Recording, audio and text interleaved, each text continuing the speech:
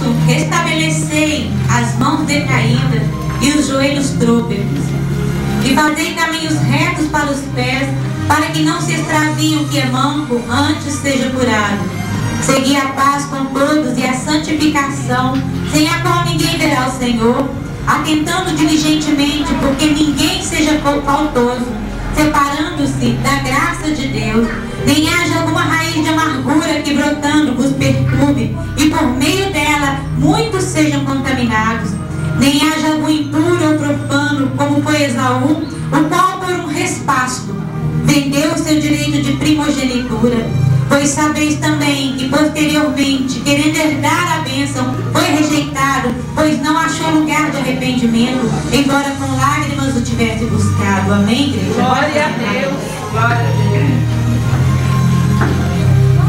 Hoje é dia de batalha espiritual. Dia dos guerreiros do Senhor começar um combate. Um combate que é feito dia após dia. Um combate que nos leva à vitória. Mas nós só podemos alcançar a vitória mediante a graça divina do Senhor, pela unção do Espírito Santo e debaixo do nome e da autoridade do Espírito Santo. Aleluia. Hoje eu venho falar sobre o mandamento dos crentes. O que é ser crente? Como é a conduta de um crente? Um crente, para ser vitorioso, ele tem que ter uma conduta. Ele tem que ter um caminho a ser trilhado. Ele não pode se contaminar, ele não pode caminhar de um modo que seja incorreto perante os olhos do Senhor. Então, pode deixar suas Bíblias abertas e nós vamos acompanhar, amém? Aleluia. No primeiro versículo, deixa bem claro: por isso restabelecei as mãos decaídas e joelhos trôpegos. Ou seja, no livro de Isaías, capítulo 35, versículo 3, o profeta Isaías, ele fala de mão cansada, ele fala de joelhos vacilantes. O crente, para ser vitorioso, o crente, para conquistar, a primeira coisa que ele tem que ter é levantar as tuas mãos cansadas. Mãos cansadas. Aquela pessoa que tem as mãos cansadas é uma pessoa que vive no jugo do fracasso, é uma pessoa que não tem confiança em si mesma. Então ela anda cansada. As lutas são tão grandes que ela já não tem mais confiança nem em si mesma e nem no Senhor. Então deixa bem claro: levantai as mãos cansadas. O crente, ele tem que ter esperança. O crente tem que se fortalecer no Senhor. Ele não anda cabisbaixo, ele não anda com as mãos cansadas. Antes ele levanta a mão e fala: Senhor, eu tenho esperança em Ti. A minha esperança é o Senhor. É o Senhor a minha fortaleza. O Senhor não me desampara. O Senhor me guia em todas as minhas veredas. Então nós temos que levantar as nossas mãos cansadas. O crente não anda com as mãos caídas. Depois nós temos aqui: fortaleçam os joelhos desconjuntados. O andar não pode ser vacilante. O andar do crente não pode ser um andar cambaleante. O andar cambaleante na palavra significa medo. O crente com medo, ele não tem a unção do Espírito Santo, que, como diz a música, a unção é de ousadia, a unção é de conquista. Então aquele que tem os joelhos trôpegos, andar vacilante, é um andar com medo. Então o crente não pode andar com medo. Crente vitorioso não anda cambaleando, não anda com caminhos vacilantes na sua frente. Então nós temos que ter um andar firme em cima da rocha, que é Jesus Cristo. Amém, igreja? Nós temos que ter andar firme na rocha, que é Jesus Cristo. Ele deixou bem claro: eu sou o caminho, eu sou a verdade e eu sou a vida. E aquele que andar no caminho do Senhor, ele não vai ter um andar vacilante. E no versículo 14, no 13, fala: para que não se extravie o que é manco e antes seja curado. Ou seja, fazei veredas direita para os vossos pés. Ou seja, nós temos que pensar no caminho que nós temos que andar. Nós temos que olhar as veredas que nós temos caminhado. Que não adianta você bater no peito e falar: eu sou crente, eu sou salvo do Senhor, e começar a trilhar caminhos que não são do Senhor. Não adianta você começar a andar na presença do Senhor, mas por alguns atalhos querer entrar. Esse atalho custa a sua vida. Esse atalho te leva para o inferno. Então lá deixa bem claro: fazei caminhos retos para os meus pés. Jesus é o caminho. Caminhe nas veredas do Senhor. É um caminho estreito, é um caminho apertado, mas é um caminho de conquista, é um caminho de vitória. Os vencedores é que trilham, aqueles que têm ousadia, aqueles que têm coragem e perseverança, eles trilham o caminho reto. E aqui deixa também no versículo 13, para que não se extravie o que é manco e antes seja curado. O caminho da justiça, o caminho da verdade, ele te cura, manco. Ele te cura, manco. Ele te cura, manco. É o caminho que te cura. Se você tem manquejado na presença do Senhor, é este caminho que te cura. É o caminho que vai sarar a sua vida. É o caminho que vai restaurar o seu caminhar. Ele te cura, manco. E você nunca mais manquejará na presença do Senhor. Veredas retas, caminhos retos, linha de justiça. E o manco é curado. No nome de Jesus, o manco é curado. Você nunca mais manquejará na presença de ninguém, porque o Senhor há de curar todos os teus caminhos, todas as tuas veredas. Não manquejarás jamais. Aleluia. Aleluia. E seguir em paz. Seguir em paz com todos. O crente, ele tem que ter paz. A paz, ela está na bem-aventurança. Bem-aventurados os pacificadores, porque serão chamados filhos de Deus. Seguir em paz com todos. Nós não temos que andar em dissensões. Nós não temos que andar com disputas. O Senhor quer filhos dele, pacificadores, andar em paz. A paz que excede a todo entendimento humano. A paz que é do Senhor, não é a paz do mundo. O mundo nunca vai te dar paz, porque o mundo jaz no maligno. Nós temos que ter caminhos de paz. Seguir em paz, igreja. Seguir em paz, porque aquele que está contigo é maior que as tuas tribulações.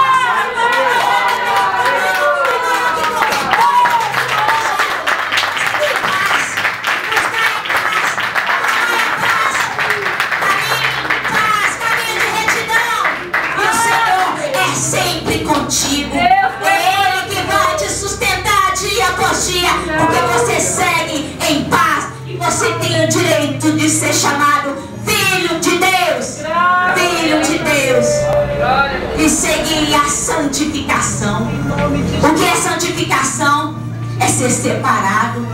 A partir do momento que você começa a buscar a paz, a partir do momento que você começa a trilhar os caminhos da vereda da justiça, da retidão, você começa a buscar a santificação. E o mandamento para o crente vitorioso é ser santificado. A palavra diz: seja santo, porque eu, o Senhor teu Deus, sou santo.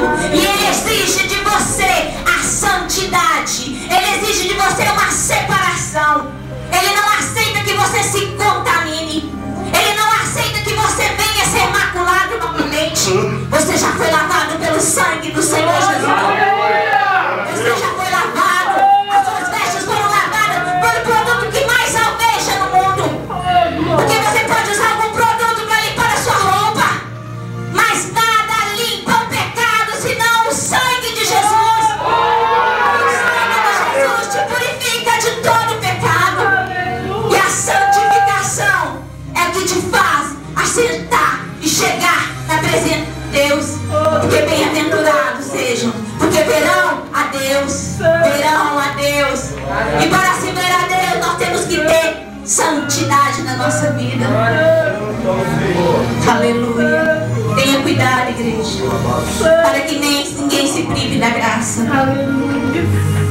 Atentando diligentemente, porque ninguém seja faltoso, separando-se da graça de Deus.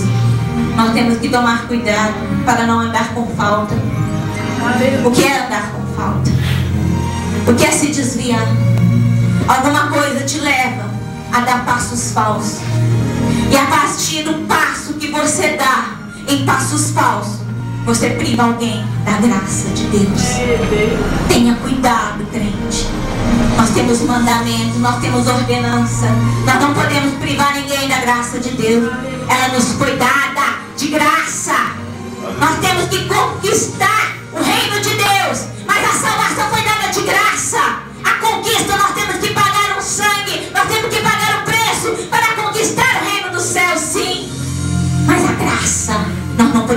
privar de ninguém. Então nosso andar não pode ser faltoso. Nós não podemos desviar ninguém da graça. Então nós temos que ter um testemunho verdadeiro. Nós temos que ser cartas lidas. As pessoas têm que olhar e ver a diferença na sua vida. E falar assim: eis uma pessoa diferente. Eis uma pessoa diferente. Eu vejo um anjo em volta dela. Eu vejo a luz dela. Eu vejo o Senhor do lado dela. Eu não sou faltoso. Eu não vou privar ninguém da graça do meu Deus. Eles vão ter que ver a graça de Deus brilhando em mim. Assim como Moisés, quando saía da presença de Deus, ele tinha que pôr um véu. Um véu. Porque a glória do Senhor manifestava no seu rosto. Aleluia. Nós temos que espelhar isso. E não podemos privar ninguém da graça do Senhor. Nós temos antes que falar da graça do Senhor. Nós temos que falar do Senhor. Nós temos que ser testemunhas do Senhor. Em nome de Jesus. Nós temos que conquistar almas para o Senhor. Aleluia. Crentes vitoriosos são conquistadores. Cadê os conquistadores? Crentes vitoriosos são conquistadores. Aleluia. Somos conquistadores. Tenha cuidado para que nenhuma raiz de amargura brotando vos perturbe. A raiz de amargura, ela vem para separar a pessoa da presença de Deus. O livro de Deuteronômio 29:18 é deixado bem claro que contamina o homem.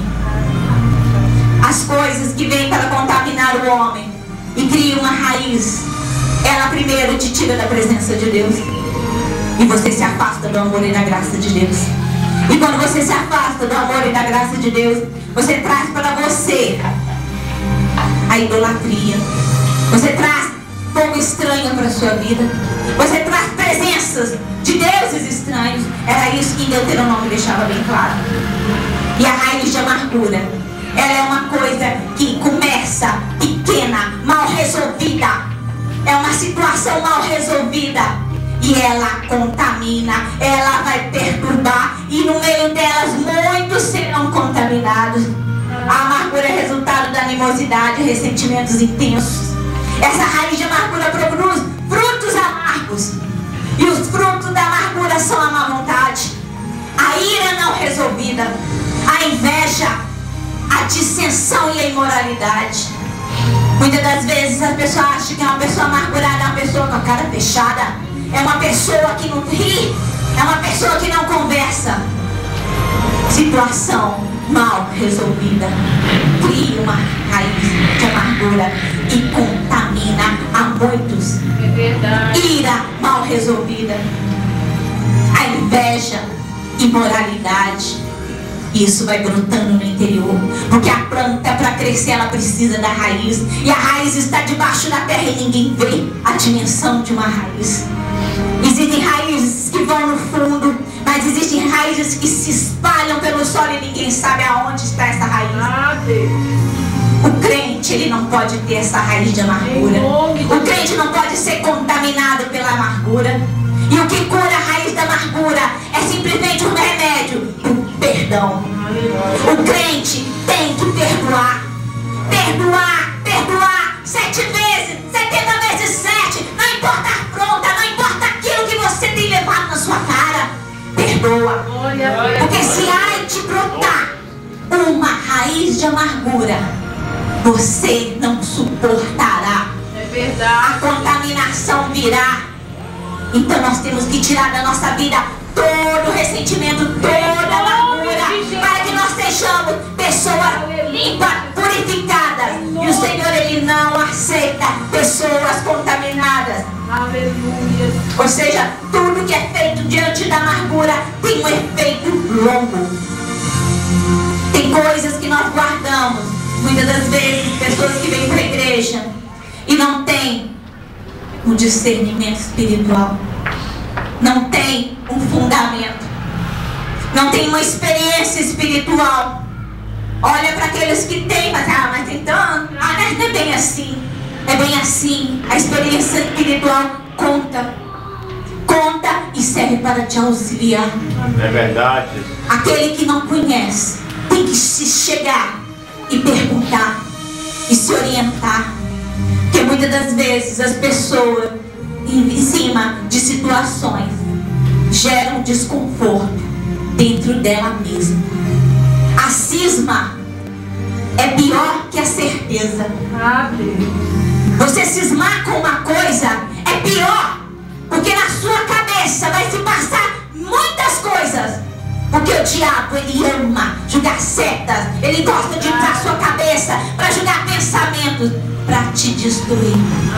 E se você não tiver uma orientação, se você não buscar a presença de Deus, se você não conversar, nós não sabemos ler teus pensamentos. Quem faz isso é o Senhor Deus. Nós não vamos saber o que você pensa, mas o Senhor sabe.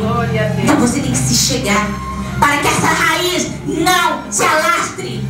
Essa raiz destrói uma igreja, essa raiz destrói uma família, essa raiz destrói uma vida inteira. Então nós temos que se achegar e dissolver essa raiz. Como erva daninha dentro de um jardim, tem que ser arrancada pela raiz. E a amargura não é lugar de uma igreja sadia e santa. Então nós temos que nos tirar. Vai lá e arranca pela raiz essa raiz de amargura, para que nós possamos ser crentes vitoriosos, crentes conquistadores, crentes livres de ressentimentos, livres de cisma, livres de inveja, livres de dissensões, má vontade, imoralidade. Nós temos que nos livrar disso. O Senhor, Ele não aceita isso dentro da sua igreja. Nem haja algo impuro ou profano como Esaú, o qual por um respasso vendeu o direito da primogenitura. Quem foi Esaú? Irmão de Jacó, o primogênito, um homem que desprezou as coisas espirituais dentro de Israel, filho de Isaac. Ou seja, ele tinha uma promessa toda pela sua vida, era o primogênito, mas desprezou. Nós temos dentro da igreja pessoas que desprezam as coisas espirituais. A igreja normalmente ela é feita de pessoas espirituais, mas também de pessoas físicas. Mas nós temos que sempre levar em conta o espiritual. O espiritual tem que prevalecer. Esaú não respeitou o espiritual. Ele desprezou o espiritual. Ele escarneceu de Deus.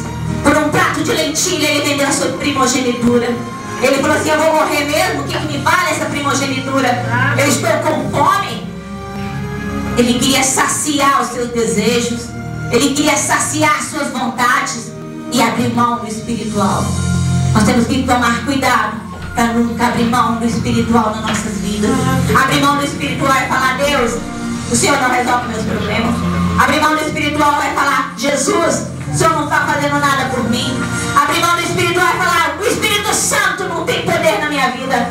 E você vai negando, e sua vida vai decaindo, a ponto depois de você só ser o resto. O crente vitorioso, ele não faz como Esaú.